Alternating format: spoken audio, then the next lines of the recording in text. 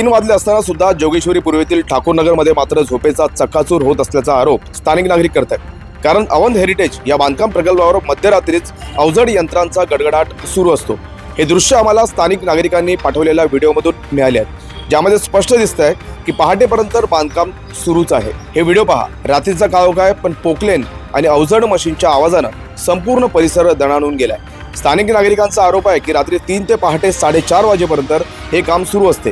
या काळात मोठ्या प्रमाणावर माती उपसणे, रस्त्यावरून ट्रकची ये-जा आणि अवजड यंत्रांचा कर्कश आवाज सुरू असतो। परिसरातील रहिवाशांचे म्हणणे आहे की या आवाजामुळे लहान मुलं, ज्येष्ठ नागरिक आणि आजारी व्यक्तींची झोप पूर्णपणे उडते। इतकंच नाही तर काही वेळा या कामामुळे रस्ताही पूर्णपणे अडवला जातो, ज्यामुळे नागरिकांच्या येण्या जाण्यावरही परिणाम होतो।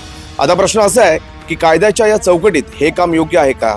नियम स्पष्ट सांगतात की निवासी भागात रात्री 10 ते सकाळी 6 या वेळेत मोठा आवाज करणारे बांधकाम करण्यास मनाई आहे। ध्वनी प्रदूषण नियम 2000 नुसार रात्रीच्या वेळेत निवासी परिसरात ध्वनी मर्यादा केवळ 45 डेसिबल इतकी ठेवण्यात आली आहे। पण पोकलेन, जेसीबी आणि अशा अवजड यंत्रांचा आवाज यापेक्षा कितीतरी पटीने जास्त असतो।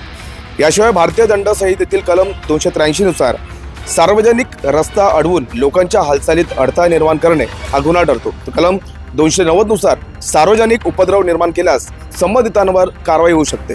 सुप्रीम कोर्टाने अनेक वेळा स्पष्ट केलं की रात्री 10 नंतर मोठा आवाज करणारे बांधकाम करण्यास मनाई आहे, जोपर्यंत त्यासाठी विशेष परवानगी घेतलेली नसेल। म्हणजेच प्रश्न अनेक आहेत। जर हे नियम इतके स्पष्ट असतील तर मग जोगेश्वरी पूर्वेतील ठाकूरनगरमध्ये मध्यरात्रीपर्यंत हे काम सुरू कसे राहते? स्थानिक प्रशासनाला याची माहिती आहे का? आणि सर्वात महत्त्वाचा प्रश्न म्हणजे या बांधकामाला रात्री काम करण्यासाठी कोणाची परवानगी आहे? कारण मुंबईसारख्या शहरात नागरिकांनी आधीच जागेची लढाई लढायची आणि आता झोपेसाठी संघर्ष करायचा का? स्थानिक नागरिक आता प्रशासनाकडून तातडीच्या कारवाईची मागणी करतात। बघायचं इतकंच, प्रशासन या प्रकरणात खरोखर जागं होतं की पुन्हा एकदा डोळे झाकून घेतं?